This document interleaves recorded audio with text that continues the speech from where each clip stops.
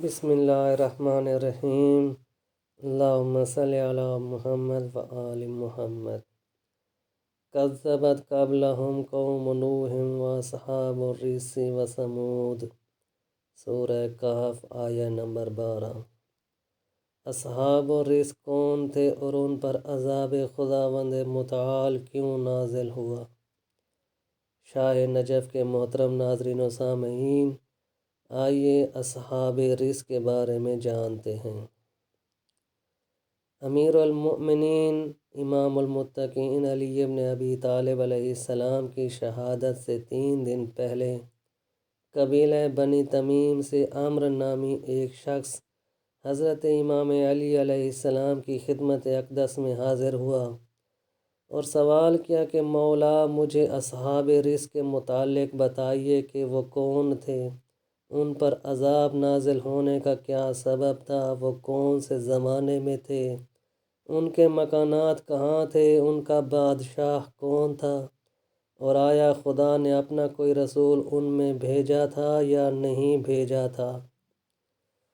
حضرت امیر المؤمنین علی بن ابی طالب علیہ السلام نے جواب میں فرمایا کہ اے تمیمی بھائی سنو، اصحاب رس ایک قوم تھی جو صنوبر کے درخت کی پوجا کیا کرتی تھی۔ اس درخت کو شاہ درخت یعنی درختوں کا بادشاہ کہا جاتا ہے۔ درخت صنوبر کو سب سے پہلے حضرت نوح علیہ السلام کے فرزند جناب یافس نے طوفان ختم ہو جانے کے بعد لگایا تھا۔ یہ قوم مشرق میں ایک علاقہ جو آج کے زمانے میں آذربائیجان کے نام سے مشہور ہے، وہاں ایک عظیم کنویں کے اطراف میں رہائش پذیر تھی۔ اس عظیم کنویں کا نام رس تھا۔ اسی کنویں کے نام کی مناسبت سے اس قوم کا نام اصحاب رس ہو گیا۔ کرۂ ارض پر اس کنویں سے بڑا اور میٹھے پانی کا کوئی دوسرا کنواں نہ تھا، اور اس قوم سے توانا اور طاقتور کوئی دوسری قوم نہ تھی۔ اس قوم کے 12 گاؤں تھے جن کے نام یہ تھے: ابان، آذر، دی، بہمن، اسفندار، دردین، اردمی، ارداد، مردار، مہر، شہریور۔ ان گاؤں میں سے سب سے بڑا گاؤں اسفندار تھا، اور اسی اسفندار گاؤں میں ان کا بادشاہ ترکوز بن غابور بن یارش بن سازن بن نمرود بن کنعان رہتا تھا۔ اسی اسفندار گاؤں میں وہ عظیم کنواں اور صنوبر کا درخت تھا۔ اس قوم نے باقی 11 گاؤں میں صنوبر کے درخت کے بیج لگائے تھے، جس سے باقی 11 گاؤں میں صنوبر کے درخت وجود میں آئے، اور اس قوم نے اسفندار گاؤں میں موجود عظیم کنویں سے باقی 11 گاؤں میں مزید شاخیں نکال کر کنوؤں کو جاری کیا تھا۔ یہ لوگ اس عظیم کنویں کا پانی نہ خود پیتے تھے اور نہ ہی اپنے جانوروں کو اس عظیم کنویں سے پانی پلاتے تھے۔ یہ اس لیے کہ ان کا خیال تھا کہ یہ پانی ان کے خدا صنوبر کے درخت کی زندگی ہے۔ پس اگر کوئی پانی پی لیتا تو یہ لوگ اس پانی پینے والے کو قتل کر دیتے، یہ کہتے ہوئے کہ سزاوار نہیں کہ کوئی ان کے خدا درخت صنوبر کی زندگی میں کمی کرے۔ سال کے 12 مہینوں میں ہر ماہ ایک گاؤں میں عید کا تہوار منایا جاتا، اور اس تہوار کے دن اس گاؤں میں باقی سب گاؤں والے جمع ہو جاتے۔ اس دن صنوبر کے درخت پر یہ لوگ ریشمی کپڑے ڈالتے تھے، پھر ایک بکری یا گائے کو ذبح کر کے درخت کے سامنے بھینٹ چڑھاتے تھے اور اس میں لکڑی کا الاؤ جلاتے۔ جب اس مذبح خانے سے دھواں بلند ہوتا اور آسمان پر چھا جاتا تو یہ لوگ اس درخت صنوبر کے سامنے سجدے میں گر جاتے، روتے اور چیختے چلاتے اور درخت سے کہتے کہ وہ ان سے راضی و خوش ہو جائے۔ پس اس وقت شیطان ملعون آتا، درخت کی شاخوں کو ہلاتا اور درخت کے تنوں سے آواز دیتا کہ اے میرے بندو، میں تم سے راضی و خوش ہو گیا، پس تم آپس میں مل کر خوشی کرو اور اپنی آنکھوں کو ٹھنڈا کرو۔ یہ آواز سن کر وہ لوگ سجدوں سے سر اٹھاتے اور پھر خوشی میں شراب پیتے، گانے گاتے اور باجے بجاتے تھے۔ ایک رات اور ایک دن مسلسل اسی حالت میں مشغول رہتے اور اس کے بعد اپنے اپنے گھروں کو لوٹ جاتے۔ پس جب اس قوم کے کفر اور غیر خدا کی عبادت کو ایک طویل عرصہ گزر گیا تو خداوند متعال نے ان کے پاس بنی اسرائیل میں سے جناب یہودا ابن یعقوب علیہ السلام کی اولاد میں سے ایک نبی بھیجا۔ وہ نبی ان لوگوں کو ایک طویل عرصہ تک خدا کی طرف بلاتے رہے۔ وہ نبی خداوند متعال کی معرفت اور ربوبیت کی طرف دعوت دیتے رہے، مگر اس قوم میں سے کسی ایک نے اس نبی خدا کی پیروی نہ کی۔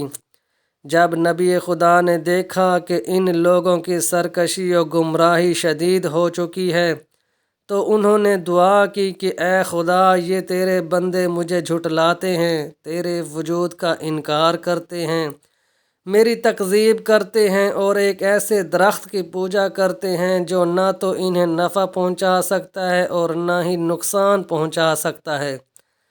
لہٰذا پروردگار تو ان کے سارے درختوں کو خشک کر دے۔ چنانچہ جب دوسرے دن صبح ہوئی تو ان لوگوں نے دیکھا کہ سارے صنوبر کے درخت خشک ہو گئے ہیں۔ یہ منظر دیکھ کر ان لوگوں میں شدید گھبراہٹ اور غصہ کی کیفیت پیدا ہو گئی اور ان لوگوں کے دو گروہ بن گئے۔ ایک گروہ یہ کہتا کہ اس شخص نے، جو خود کو آسمانوں اور زمینوں کے خدا کا رسول کہتا ہے، اس نے ہمارے معبودوں پر سحر و جادو کر دیا ہے کہ جس کی وجہ سے ہمارے معبود خشک و مرجھا گئے ہیں۔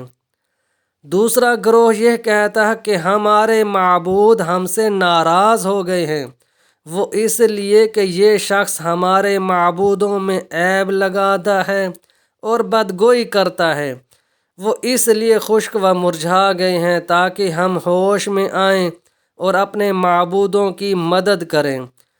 پس تمام قوم کا اس نبی خدا کو قتل کرنے پر اتفاق ہو گیا۔ ان لوگوں نے تانبے سے بڑے بڑے منہ والے نلکے تیار کیے اور ان نلکوں کو اس عظیم کنویں میں تہ میں ایک کے اوپر ایک رکھتے ہوئے سطح پانی تک لے آئے اور کنویں کا تمام پانی ان نلکوں میں قید کر لیا۔ پھر اس کنویں کی تہ میں ایک تنگ منہ والا ایک دوسرا گہرا کنواں کھودا اور اس دوسرے گہرے کھودے ہوئے کنویں میں نبی خدا کو ڈال کر اوپر سے اس کنویں کا منہ ایک بڑے پتھر سے بند کر دیا، اس خیال سے کہ جب ہمارے معبود دیکھیں گے کہ ہم لوگوں نے اس شخص کو جو ان کی برائی کرتا ہے اور ہمیں ان کی عبادت سے روکتا ہے، اسے قتل کر کے سب سے عظیم معبود یعنی سب سے عظیم کنویں کے نیچے زندہ دفن کر دیا ہے، تو ہمارے معبودوں کی خشکی دور ہو جائے گی اور وہ پہلے کی طرح سرسبز و تازہ ہو جائیں گے۔ چنانچہ وہ لوگ دن بھر اس تنگ منہ والے کنویں سے نبی خدا کی چیخ و پکار سنتے رہے۔ اب نبی خدا نے اس تکلیف کے عالم میں پروردگار عالم سے دعا کی، خدایا تو میری اس شدید تکلیف کو دیکھ رہا ہے، تو میری بے بسی و بے کسی پر رحم فرما اور جلد از جلد میری روح کو قبض فرما۔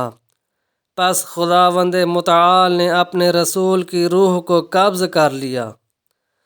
اب خداوند متعال نے حضرت جبرائیل علیہ السلام سے کہا کہ اے جبرائیل، یہ میرے بندے جو میرے صبر و حلم سے دھوکہ کھا رہے ہیں اور میرے حیلوں سے خود کو محفوظ سمجھتے ہیں، میرے سوا دوسروں کی پوجا کرتے ہیں، میرے رسولوں کو قتل کرتے ہیں اور یہ گمان رکھتے ہیں کہ وہ میرے غضب کا مقابلہ کر لیں گے یا میری حدود و سلطنت سے باہر نکل جائیں گے، یہ کیسے ممکن ہے؟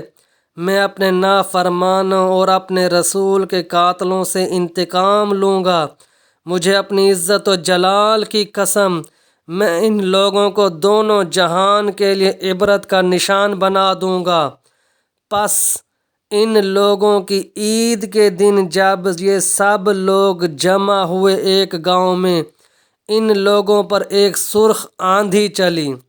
یہ لوگ بہت گھبرائے اور ایک دوسرے کے پیچھے بھاگے۔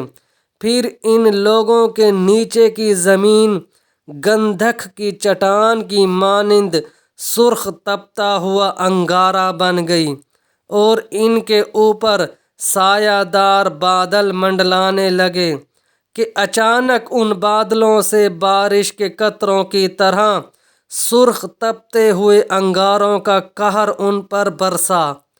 ان لوگوں کے جسم اس طرح سے پگھل گئے جیسے آگ میں تانبا پگھل جاتا ہے۔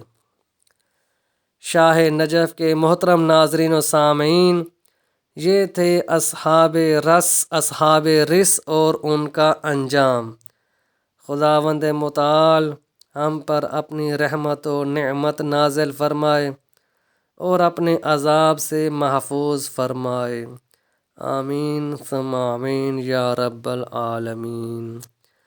ویڈیو پسند آنے کی صورت میں شاہ نجف چینل کو سبسکرائب، لائک اور شیئر کر دیں تاکہ اس طرح کی مزید معلوماتی ویڈیوز آپ تک پہنچتی رہیں۔ والسلام علیکم ورحمۃ اللہ وبرکاتہ۔